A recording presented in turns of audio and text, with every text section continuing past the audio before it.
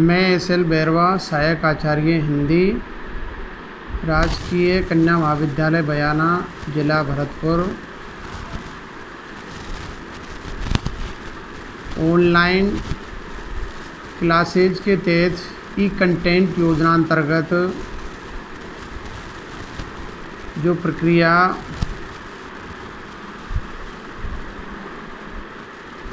College शिक्षा निदेशालय राजस्थान जयपुर द्वारा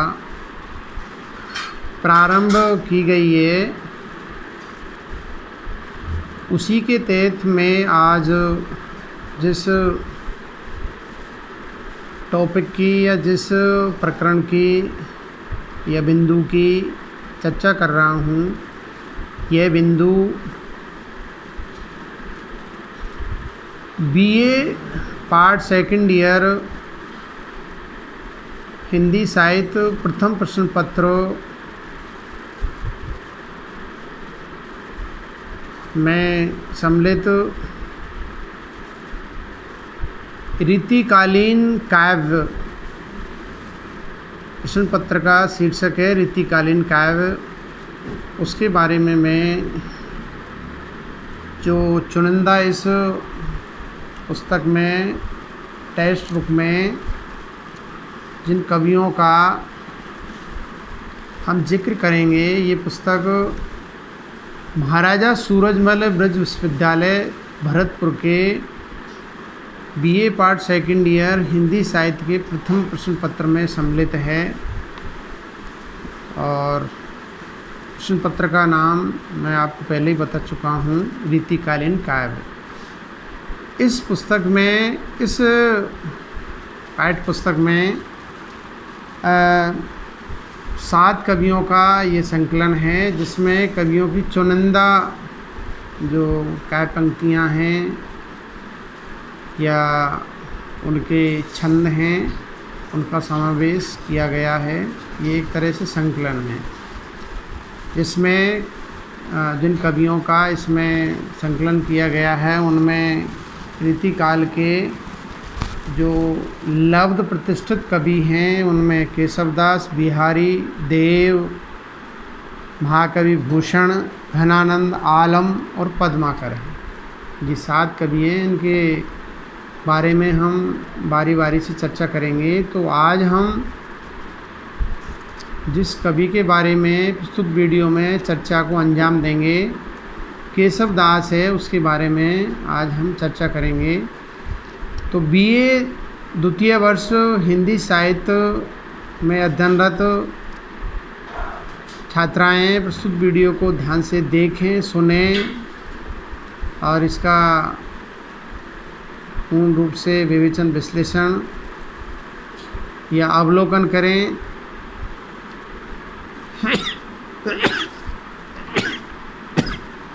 तत्पश्चात प्रस्तुत वीडियो को लाइक करें, कमेंट करें और सब्सक्राइब करने में लापरवाही ना करें। मैंने प्रस्तुत वीडियो में बेहद ही, या यूँ कहें कि मैं प्रस्तुत वीडियो में बेहद ही रोचक, ज्ञानवर्धक और उपयोगी सामग्री प्रस्तुत कर रहा हूँ। यह सामग्री बीए के साथ साथ एमए और प्रतियोगी परीक्षाओं में समान रूप से आपके लिए उपयोगी सिद्ध होगी, ऐसा मेरा मानना है। तो छात्राएं ध्यान से वीडियो को देखें, इसका अवलोकन करें, इस पर कमेंट करें। वीडियो में या जो सामग्री मैं प्रस्तुत कर रहा हूँ उसमें कोई त्रुटि हो तो उसकी ओर मेरा ध्यान आकृष्ट करें। धन्यवाद। तो आज हम रीतिकाल के जो रीतिकालीन काव्य है, उसमें जो 7 कवि संकलित है, उनमें पहले कवि हैं केशवदास। इनके बारे में हम इनका आज प्रस्तुत वीडियो में इनका व्यक्तित्व और कृतित्व है, उसके बारे में हम चर्चा को अंजाम देंगे। तो पहले हम इनका जो व्यक्तित्व है उसके बारे में फोकस करते हैं। केशवदास, आचार्य केशवदास का जन्म संमत 1618 विक्रम संमत में तथा मृत्यु 1680 विक्रम संवत में हुई। तो ये इनका जन्म है। और ये हिंदी साहित्य के जो मध्यकाल है, और मध्यकाल को आचार्य रामचंद्र शुक्ल ने 2 भागों में विभाजित किया है। पूर्व मध्यकाल, जिसको उन्होंने भक्ति काल नाम दिया है, और उत्तर मध्यकाल, उसको उन्होंने रीतिकाल नाम दिया है। तो ये मध्यकाल के बहुत ही मशहूर, और यूँ कह सकते हैं कि ये रीतिकाल के प्रवर्तक आचार्य हैं या प्रवर्तक कवि हैं। तो इनका संक्षिप्त हम व्यक्तित्व को देखते हैं। हिंदी साहित्य के मध्यकाल में केशव प्रभावशाली व्यक्तित्व संपन्न कवि रहे हैं। ये राजाश्रित अवश्य रहे हैं, किंतु दरबारी वातावरण में भी केशव की धाक बराबर बनी रही। ये राजा के दरबार में बेहद बेशक रहे हैं, लेकिन उसमें भी क्या है, इनका प्रभाव है वो बरकरार है। इनका पांडित्य और आचार्य पद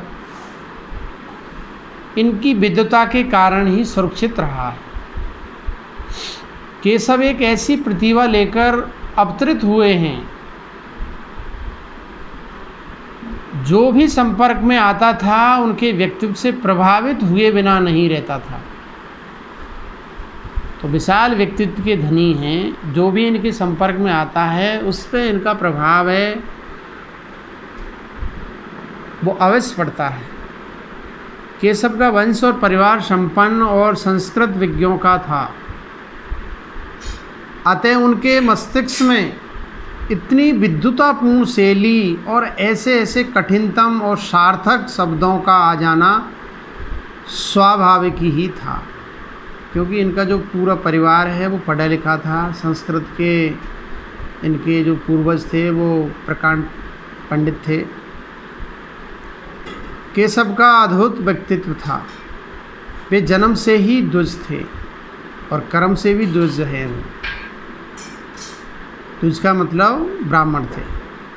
अत्यंत प्रशस्त पुराणों के विशेषज्ञ पूर्वजों से युक्त सनाड्य कुल में ये पैदा हुए थे। वंश क्रम के अनुकूल उन्होंने वेद पुराण आदि का अध्ययन किया होगा, ये हमें मालूम अवश्य पड़ता है। देश काल का क्रम और केशव के काव्य का अंतर साक्ष्य इसका समर्थन करते हैं। राजसिक गुणों से ओतप्रोत केशव का व्यक्तित्व ही उनकी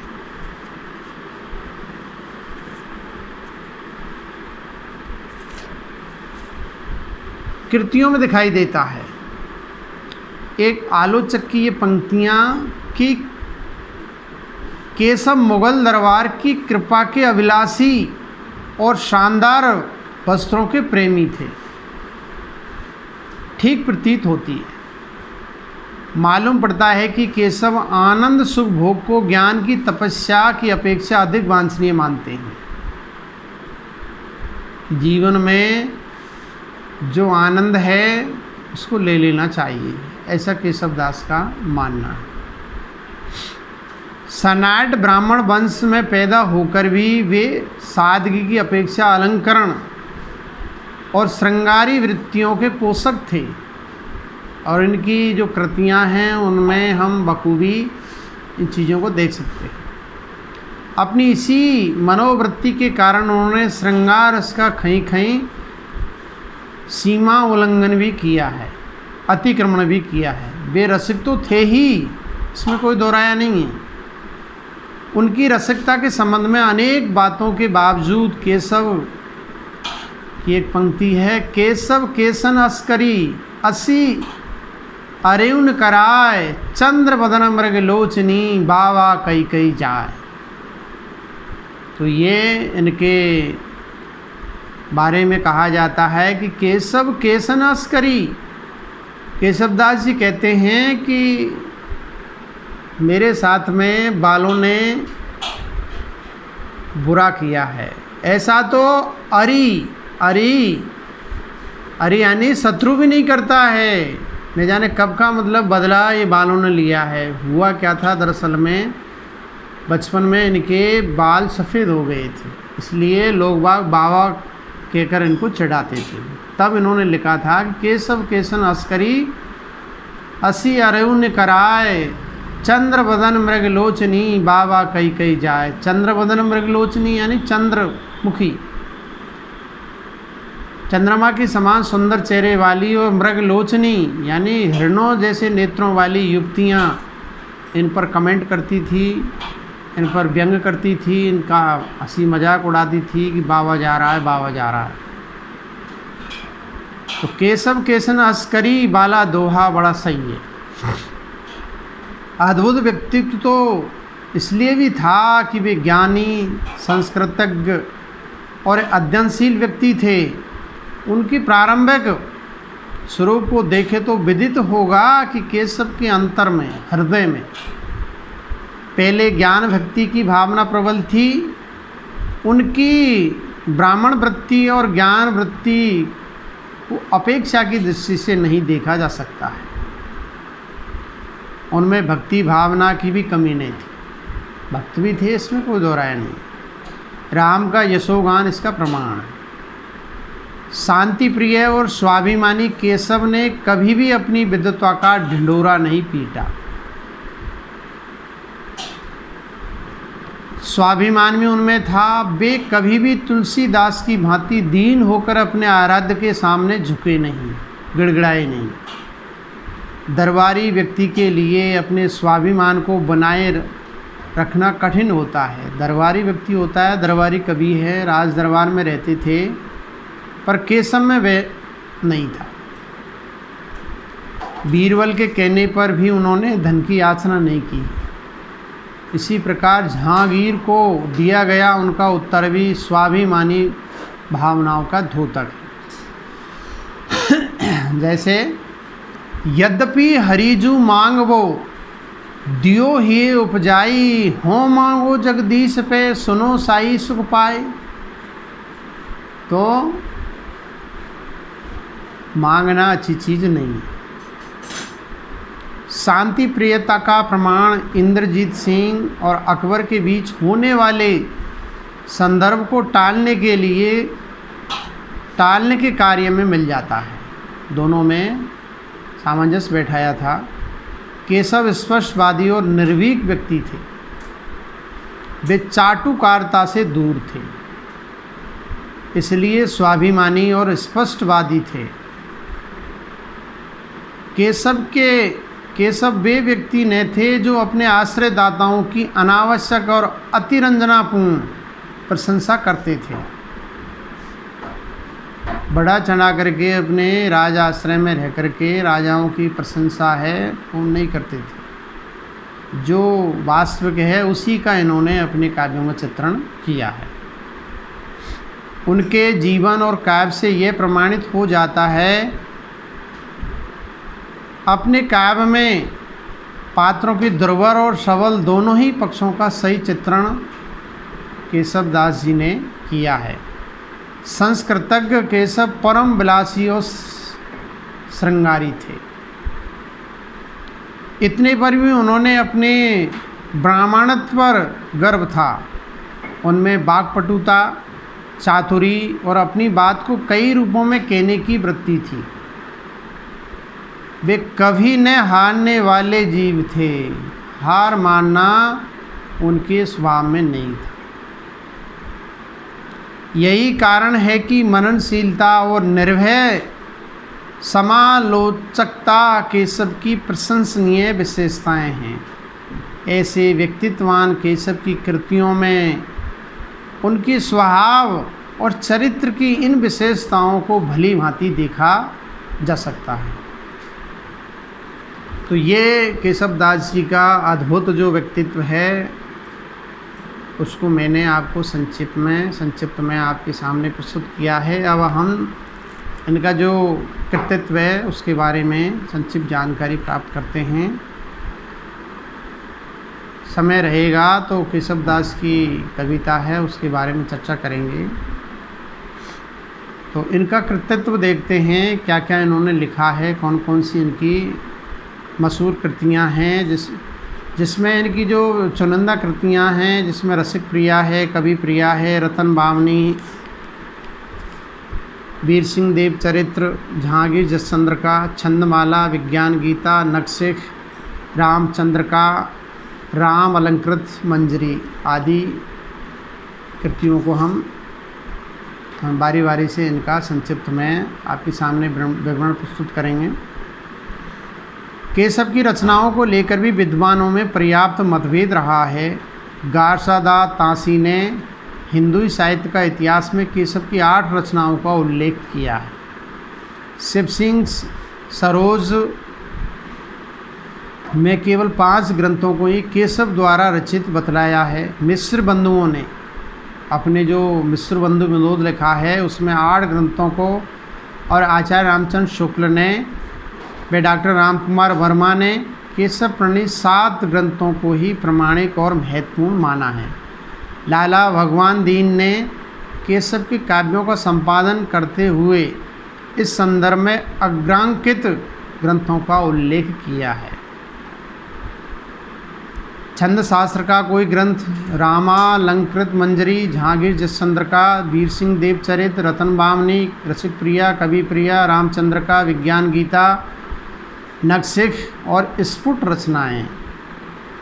विश्वनाथ मिश्र ने भी केशव के ग्रंथों का संपादन किया है। उनकी केशव ग्रंथावली में रसिक प्रिया, कवि प्रिया, नक्शिख, रामचंद्र का, छंदमाला, रतन बामनी, वीर सिंह देव चरित्र, जहांगीर जसचंद्र का, विज्ञान गीता ये संकलित है।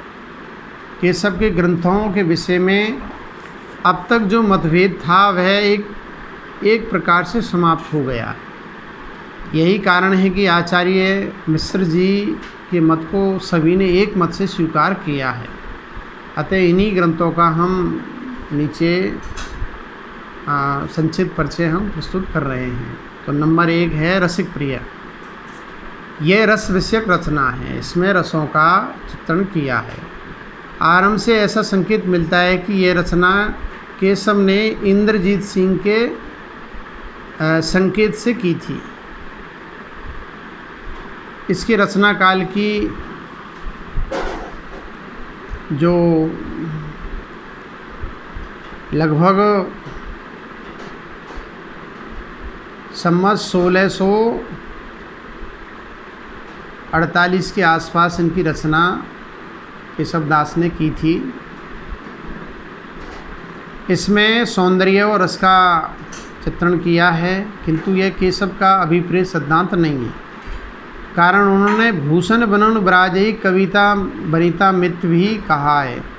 अब इस ग्रंथ की कुछ खूबियाँ हैं वो मैं आपको प्रस्तुत कर रहा हूँ। कुछ विशेषताएं हैं। काव्य शास्त्र के अन्यतम ग्रंथ के रूप में रसिक प्रिया वैज्ञानिक रचना नहीं है। कितनी ही संस्कृत काव्य शास्त्र की बातों को इसमें दोहराया गया है। यह ग्रंथ लक्षण प्रदान काव्यों का प्रतिनिधि माना जा सकता है। रसिक प्रिया की सरसता इसके सरस और मौलिक प्रस्तुतिकरण में है। भाव माधुर्य और उसे व्यक्त करने वाली काव्य कला दोनों इसमें है। और रसिक प्रिया को एक सरस चतुर आचार्य का कवित्वपूर्ण काव्य शास्त्र कहा जा सकता है। अगली दूसरी कृति है कवि प्रिया। रचना काल की दृष्टि से यह ग्रंथ रामचंद्र का के बाद आता है। इसका रचना काल 1658 संवत 1658 फाल्गुन मास की पंचमी को सिद्ध होता है। कवि प्रिया अलंकार प्रधान ग्रंथ है। इसमें कवि के व्यक्तित्व और कर्तृत्व के 2 पक्ष स्पष्ट होते हैं, कवित्व शक्ति और आचार्यत्व। वस्तुतः यह वह ग्रंथ है जिसमें कवि की भावुकता और आचार्य प्रतिभा का समुचित संगम हुआ है। दोनों का इसमें मेल हुआ है। केशव पंडित और विद्वान थे, इसलिए इस ग्रंथ में उन्होंने अपने इन दोनों गुणों को प्रकट कर दिया है। यूँ उन्होंने आचार्य के नाते सांसारिक वस्तुओं व्यक्तियों के रूप, धर्म, गुण आदि को बड़ी बारीकी से पहचानने और समझाने की कुशलता दिखलाई। नंबर 3 रतन बावनी इनकी कृति है। यह एक वीर रसात्मक रचना है जिसमें इंद्रजीत सिंह के बड़े भाई रतन सिंह के शौर्य और पौरुष का वर्णन ओजपूर्ण शब्दावली में किया गया है। वीर रस की व्यंजना के उपयुक्त 56 छंद में इसकी रचना हुई। 56 छंद में लिखा है इन्होंने। यह एक सफल कृति है। डॉक्टर हीरालाल दीक्षित का मत है कि इस ग्रंथ का रचना काल कवि ने नहीं दिया है, किंतु अनुमान से इसका समय वीर सिंह देव चरित के रचना काल संवत 1664 के पूर्व तथा रामचंद्र का के रचना काल संवत 1657 के बाद रहा होगा, ऐसा माना जाता है। आचार्य रामचंद्र शुक्ल जी इसकी रचना तिथि के विषय में मौन है, उन्होंने कुछ नहीं कहा है। उनके मौन का ही अनुसरण मिश्र जी ने किया है। इतने पर भी विश्वनाथ प्रसाद मिश्र का यह कथन इस विषय में ध्यान देने योग्य है कि रत्नावली या रतन बावनी 52 छंदों का छोटा सा संवादात्मक प्रबंध काव्य है और युद्ध आदि के पारंपरिक वर्णनों का खासा नमूना है। वास्तव में इस छोटे से काव्य में रतन सेन की वीरता, युद्ध वर्णन, युद्ध पद्धति का वर्णन देखने को मिलता है। रतन सेन में वीरत्व के अलावा किसी अन्य विशेषता का उल्लेख नहीं किया गया है। भावोत्कर्ष की दृष्टि से यह काव्य साधारण ही है, किंतु शब्दाडंबर, अनुप्रास निर्वाह और अतिरंजित अलंकरण इस ग्रंथ की विशेषताएं हैं। अगली नंबर 4 वीर सिंह देव चरित। यह वीर चरित्र का सूचक है। इसका रचना काल संवत 1764 बतलाया जाता है। स्वयं कवि केशव ने संवत 16 से 63 बीत गए प्रकट 64 कहकर इस और संकेत किया है। और प्रस्तुत कृति में काव्यारंभ में लोभ और दान नामक 2 मानवीय भावनाओं के वाद विवाद से इस कृति का प्रारंभ हुआ है। लोभ धनार्जन को श्रेष्ठ लक्ष्य घोषित करता है, दान इसका प्रतिवाद करता है। इस काव्य के प्रमुख 3 आकर्षण हैं। प्रथम तो यह है कि इसका काव्य स्वरूप नया है।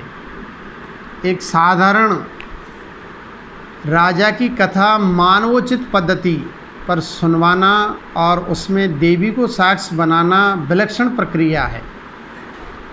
दूसरे भाव पक्ष की दृष्टि से इसमें संवाद जनित विचारणा का अवतरण आकर्षक है। लोभ और दान का विवेचन निष्पक्ष दृष्टि से किया गया है।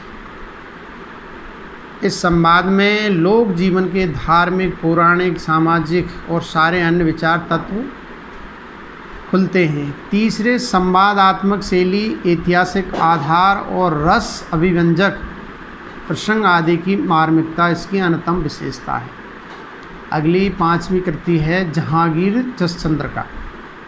यह भी वीर सिंह देव चरित की शैली पर लिखा गया है। काव्य वर्णन का क्रम भी उसी प्रकार का है। इसका रचना का 1669 संवत 1669 माघ मास का है। इसमें जहांगीर का यशोगान है। मुग़ल जो सम्राट है जहांगीर, उसका इसमें यशोगान किया गया है। बस उससे इसका मूल्य भी ऐतिहासिक दृष्टि से अधिक है, काव्यत्व की दृष्टि से कम है। यों जहांगीर के वर्णन में कल्पना की उड़ानें काफ़ी ऊंची है। इस कृति में आया, भाग्य और उद्यम का संवाद बड़ा सरस और व्यावहारिक है। ये वर्णन केशव का अनुभूत लगता है। इसमें केशव का निष्कर्ष भाग्य और उद्यम के समन्वय के पक्ष में है। भाग्य और उद्यम मतलब कर्म। यद्यपि एक स्थल पर भाग्य को ही प्रमुख बतलाया गया है। जहांगीर के नगर का वर्णन भी परंपरा से हटकर हुआ है। शिल्प बेजोड़ है। इस कृति का जो शिल्प है, कला पक्ष है, वो बहुत ही अच्छा है। इसकी शब्दावली पांडित्यपूर्ण है। ये इस कृति की प्रमुख विशेषताएं हैं। अगली है छंदमाला। छठी, प्राय अनेक विद्वानों ने यह संभावना व्यक्त की है कि केशव ने छंद विषयक कोई न कोई ग्रंथ अवश्य लिखा है। ऐसा अनुमान केशव जैसे रस और अलंकारविद व्यक्ति के लिए अनुचित भी नहीं है। डॉक्टर विजयपाल सिंह ने हिंदी साहित्य सम्मेलन प्रयाग के पुस्तकालय से छंदमाला ग्रंथ की प्रतिलिपि की है। कहने की आवश्यकता नहीं है कि इस ग्रंथ को प्रकाश में लाने का श्रेय डॉक्टर विजयपाल सिंह को ही है। अतः इससे प्रमाणित हो जाता है कि यह ग्रंथ केशव प्रणीत ही है। इसका प्रारंभ और अंत भी उन्होंने अपने ग्रंथ केशव और उनका साहित्य में दिया है। अगली है 7वें नंबर की विज्ञान गीता। यह कृति केशव ने वृद्धावस्था में लिखी है, बुढ़ापे में। यही कारण है कि इसमें शांत रस की प्रधानता है। शांत रस का इसमें चित्रण किया है। जगन्नाथ तिवारी के शब्दों में इसमें कृष्ण मिश्र कृत प्रबोध चंद्रोदय नाटक का थोड़ा बहुत आधार लिया गया है। यह पुस्तक रूपक के रूप में अच्छी लिखी गई है और इसमें मानसिक भावों का उन्हें पूर्ण मूर्त रूप देकर अच्छा उद्घाटन किया है। इस ग्रंथ को देखकर यह आसानी से कहा जा सकता है कि यह संस्कृत के प्रबोध चंद्रोदय से ही नहीं वरन श्रीमद् भागवत और भगवत गीता से भी प्रभावित है। इसका रचनाकाल संवत 1667 है। संपूर्ण ग्रंथ 21 प्रभावों में विभक्त है। इसके प्रारंभिक 12 प्रभावों में महामोह और विवेक के युद्ध का वर्णन किया गया है। अगली है नखशिख, इनकी जो कृति है। खोज रिपोर्ट के अनुसार इस कृति का रचनाकाल संवत 1657 विक्रम संवत है। लाला भगवान दीन की दृष्टि में यह रचना संदिग्ध और छिपक है। छिपक यानी बाद में इसमें और जोड़े गए हैं अंश। यदि हम इस ग्रंथ की भाषा, अलंकार और छंद योजना पर विचार करें तो यह केशव कृति ही प्रतीत होती है। यह ग्रंथ भारत जीवन प्रेस काशी से प्रकाशित हुआ है। रत्नाकर इसके संपादक हैं। कवि प्रिया के प्रसिद्ध टीकाकार सरदार कवि ने भी 15वें प्रकाश के आरंभ में लिखते हैं, नखशिख प्राची पुस्तक में नाही मिलत, परंतु हमारे जान केशव छोड़ ऐसे कवित्व बनावन हार आन नहीं याद लिखिए तू हूँ। डॉक्टर विजयपाल ने इसे केशव की ही रचना मानी है। उन्होंने कहा है कि केशव को नखशिख लिखने की प्रेरणा अलंकार शेखर से मिली है। अगली नवी कृति है रामचंद्र का। रामचंद्र का केशव की प्रसिद्ध और सबसे महत्वपूर्ण रचना है। इस ग्रंथ का प्रारंभ केशव ने संवत 1658 विक्रम कार्तिक मास में शुक्ल पक्ष बुधवार को किया था। इस ग्रंथ में रामचंद्र जी का यश नाना छंदों में अपूर्व सफलता के साथ वर्णित है। भाषा, भाव, अलंकार और कितनी दृष्टियों से यह एक उत्कृष्ट एवं मार्मिक महाकाव्य है। अगली अंतिम 10वीं जो कृति है राम अलंकृत मंजरी। यह ग्रंथ भी केशव द्वारा रचित माना जाता है। वस्तुतः यह अभी तक मिला नहीं है, अप्राप्य है। अभी जो उपलब्ध नहीं है उसकी प्रामाणिकता की चर्चा ही कैसे की जा सकती है। आचार्य रामचंद्र शुक्ल तथा गौरी शंकर द्विवेदी ने इसे केशवकृत नहीं माना है। जो लोग इसे छंदशास्त्र से संबद्ध ग्रंथ मानते थे उनका आधार भी छंदमाला मिल जाने से समाप्त हो गया है। खैर जो भी हो, किसी विशिष्ट प्रमाण के अभाव में इसे केशव प्रणीत रचना मानना अनुचित प्रतीत होता है। तो ये केशवदास जी का संक्षिप्त व्यक्तित्व और कृतित्व वो मैंने आपके सामने प्रस्तुत किया है। कहने का तात्पर्य ये है कि केशवदास जी विशाल व्यक्तित्व के धनी थे, उन्होंने अपनी कृतियों के माध्यम से अपना आचार्यत्व रूप को सिद्ध किया है। और साथ साथ में केशव दास जी के बारे में हम ये कह सकते हैं कि वो आचार्य पहले हैं और कवि बाद में। अलंकार बेहद ही प्रिय थे इनको। आगे हम अगले वीडियो में चर्चा करेंगे इनकी जो कविताएं हैं, इनकी जो छंद है, उनके बारे में हम आगे अगले वीडियो में चर्चा करेंगे। आज इतना ही। धन्यवाद। नमस्कार।